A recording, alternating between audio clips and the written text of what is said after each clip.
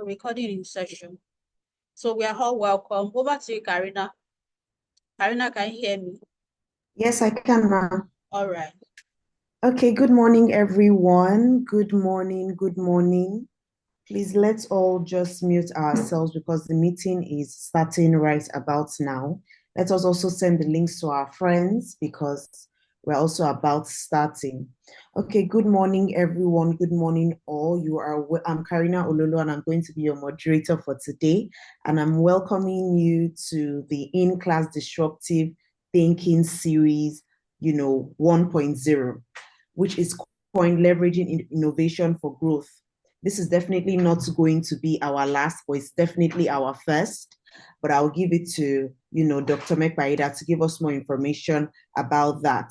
So like I said earlier, please, we're starting right now. Let us make sure that we are on mute, that we have our pens and our notepads to take these, these important nuggets that will be shared and would learn today.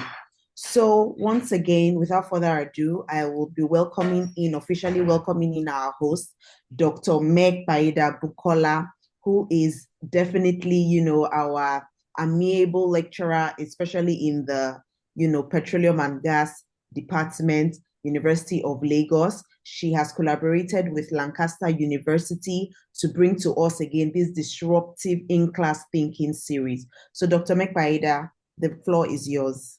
All right. Thank you very much, Karina. I appreciate that. That's a wonderful welcome. I want to welcome everyone. Thank you for joining in this morning. I have 300 level students, petroleum and gas engineering on the call, 300 level students, chemical engineering on the call, 500 level students, petroleum and gas engineering on the call. And then I believe the links have gone beyond what I've listed. I believe there are students from 200 level, 100 level, and from different departments as well. So it's a wonderful morning. Thank you everyone for joining. Really appreciate your time. Like Karina said, this program is an in-class session. I'm supposed to take a bit of my time in a regular class session to invite someone either from the industry or from the academia or from an NGO or from the government to speak to my students and then to share with them different views of life, especially from their experience and expertise. So, and that's what I'm having today. And I want to thank each and every one of you for joining me on this journey. It has been an incredible one. I'm transforming, I'm learning a lot. And I believe as many students that have been in contact with me for the past 1 month thereabouts knows that actually something is going on. So thank you very much. So this is a stimulating sustainable entrepreneurial thinking in scientists. So you all are scientists, and even if you are not in STEM, you're still very much welcome because there are lots you stand to learn in this session. Okay, so it's a program by the Lancaster University, like Karina has previously told us. It's in conjunction with the University of Lagos, Engr, and Nigerian University Commission, the British Council, and the Foreign Commonwealth Development Office. I want to send my appreciation to Professor Keksempo, Dr. Akanimo Odion, Dr. Viola Akibe, Professor Chena Udiani, then my coaches, Abike Mafe and Akumea Deborah. They've been so wonderful. They made this session possible. I want to welcome our guest speaker for today. Thank you very much, ma'am, for joining us. I mean, it's a huge, huge sacrifice for her to be there. She's on holiday. She's in a different time zone entirely. She ought to be sleeping by now.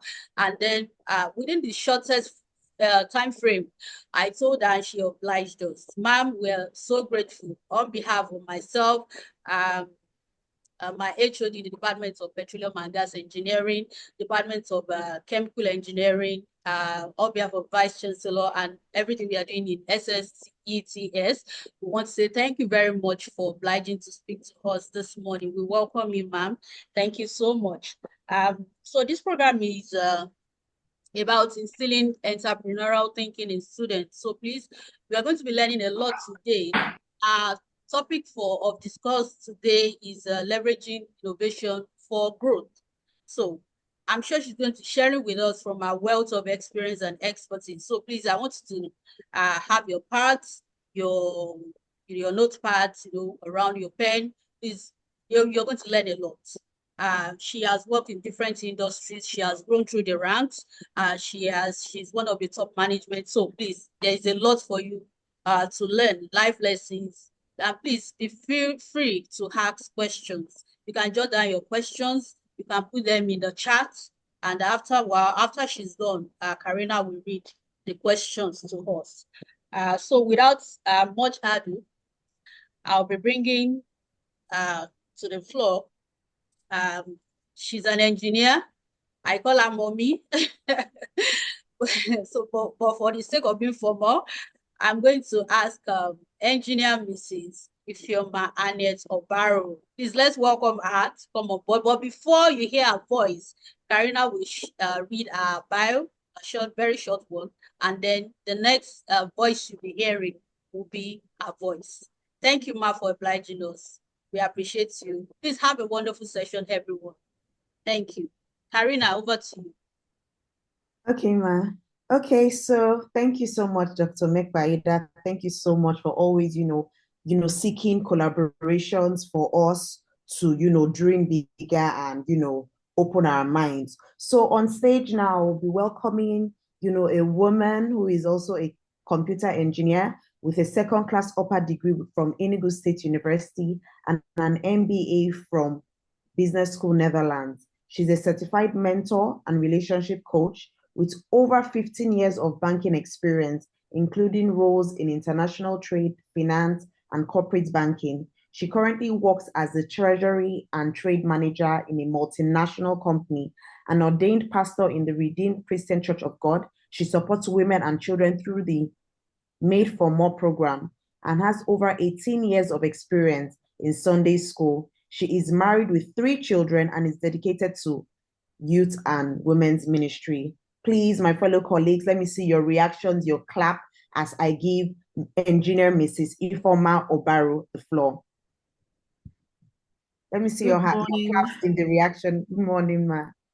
Good morning, everyone. Thank you so much. I am elated to be here and excited to be among young people who are very vibrant and as well aspiring. So this brings nostalgia. I remember so many years ago when I was in university, and this also speaks to innovation. We never knew that there would be a time where I see 139 people participating, that 139 people can join from different locations and be in a meeting and we hear ourselves. And that speaks to the power of innovation, and not just innovation, and evolving through challenges. So thank you very much. Good morning, and a special thank you to Dr. Mrs. Mepaiyeda, and I appreciate this opportunity. I'm going to share a slide which is going to form the basis of our discussion this morning. And please feel free to jot your questions, and then we can rub minds together. Karina, please signal to me once you see the screen being shared, and then I know we're on to something. Okay. Okay, ma'am. Yeah, so just let me know once you see my screen. We can see it. You can see it now, so I want to see if I can put it in presentation mode so it's easier for us. So everyone can see my screen. Karina, please notify me. Yes, excellent, ma'am. We can see it. Okay, fine. So today's topic, which I'm going to run through in the next 25 minutes, and then we can take questions, is leveraging innovation for growth. Now, the first thing we're going to ask ourselves is, what is leverage? If I want to leverage, it means to use to the best advantage, which also says, I can use something today, but not to the best of advantage.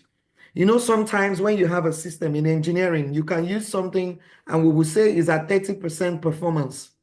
is at 40% performance, is at 80% performance.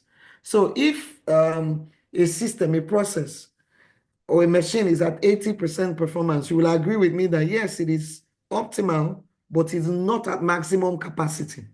If you have a plant that has a capacity to generate 30,000 megawatts, or you have a crude oil refinery that can generate 30,000 tons, and it is generating 15,000, which is like 50%.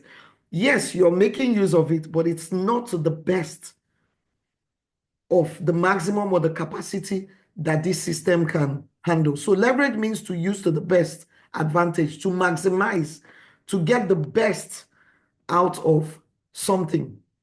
So breaking the words, then what is innovation? Innovation means to generate new ideas, to improve a process, to make a system more efficient and effective by reducing wastages in addition to better turnaround time. Now, let me just break this down a bit. You can generate a new idea. If I generate a new idea today of sending a message between myself and Karina, so let me assume that Karina is a man, she's now my new love interest, and then I want to send a message to her. I come up with this idea of, oh, I want to create a new messaging platform, which is not WhatsApp, which is not WeChat, which is not Google Meet or whatever. And I said, okay, I want to send her a message. And this new idea of sending a message is going to take me 1 hour. What I mean is that if I send the message, it will take 1 hour before it drops. It is a new idea. Has it improved the process of chatting? The answer is no. Because where we are today, if I send one line, Dr. Mepaiyeda just sent me a message. In a second, I saw that message and I responded, right? So innovation is not just generating a new idea. It is also that idea is an improved process, which is better than the previous one that was existing. I don't know if somebody gets what I'm saying. It also means that it is more effective and efficient. There can be a new idea, there can be a new technology, but if it's not more effective than the existing one, it doesn't make sense. And then to reduce wastage, it also doesn't make sense that I use something which will take much more energy. Because if you look at the world today, where the world now, where we are as of today, is that people are talking about making goods, but that you must make goods that speak to sustainability. I don't know whether we've taken topics around sustainability, which talks about, yes, the product is good, but it must not harm the environment in the process. Today, I work in a cement manufacturing firm. Before now, you can just do cement. In, say, 10, 20 years ago, you can do cement. The clinker factor will generate carbon dioxide into the atmosphere, dust. Sometimes the carbon dioxide could be up to maybe 80, if the clinker is like 80% clinker factor in the cement. As of today, I was in Madrid 3 weeks ago. And when we went to the cement manufacturing plant in Madrid and we were going through the process, and they are telling us that in the next 2-3 years, we're looking at zero clinker for cement. As good as clinker is in terms of what it does in cement manufacturing, what the world is now looking at is what harm happens when this goes into the atmosphere, and people are pushing and saying, no, we do not want it. Do you know that today there are shirts that are made not just from cotton, they are made from 100% recycled items? I don't know if you get what I'm saying. And they will put it there. There are vegan options for shirts. This innovation did not happen 5 years ago. So yes, a process is good. But does it address new concerns? What are the new concerns? There are people that will tell you that we are environmental activists. I'm not going to wear any shirt. I'm not going to use any cup. There are cups that are made today from 100% recycled items. There are bags made today from 100% recycled items. I don't know if you get what I'm saying. Handbag. And people are saying, yes, do innovation, but not something that is detrimental to the health of other people. And then what is growth? We know what growth is. It means to increase in size. And when it comes to technology, growth means to advance and make a system better and more effective. Now, let's put together these words, which gives the background of the topic, and then we dive in more. So this means using new concepts. Leveraging innovation for growth means using new concepts, ideas, technologies, and approaches to develop services, processes, products, or systems that significantly increase a company's market penetration. What do I mean by this? And I'm going to use a case study. If you are a company, and I'm praying that someone in this class someday makes a new phone, makes a new device. I mean, we've had students from, I think it's Babcock University, that did the pay stack, right? People normally would do payments via manual transfers in banks to online vendors on TikTok, on Instagram. And these two boys from Babcock University developed an app, the pay stack, which is, by the way, worth millions of dollars. So that you're in University of Lagos or you're in Nigeria doesn't mean you cannot innovate, or it doesn't mean you cannot think out something that will be a world-changing platform. So leveraging innovation for growth means new ideas, new concepts, new technologies, new approaches that we develop to improve services, products, and systems. Now, there's no need for an innovation which is not an improvement.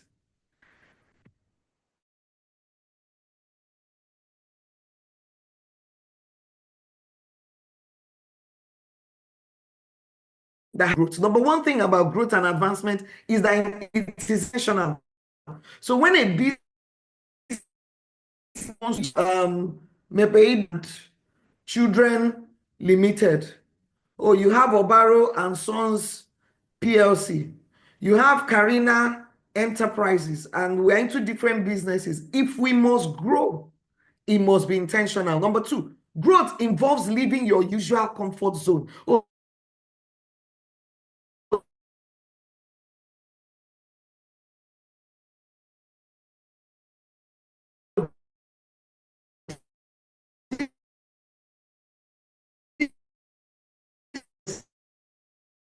clinker factor. And the world is sending dust into the atmosphere when you're producing. Growth is not always easy and smooth.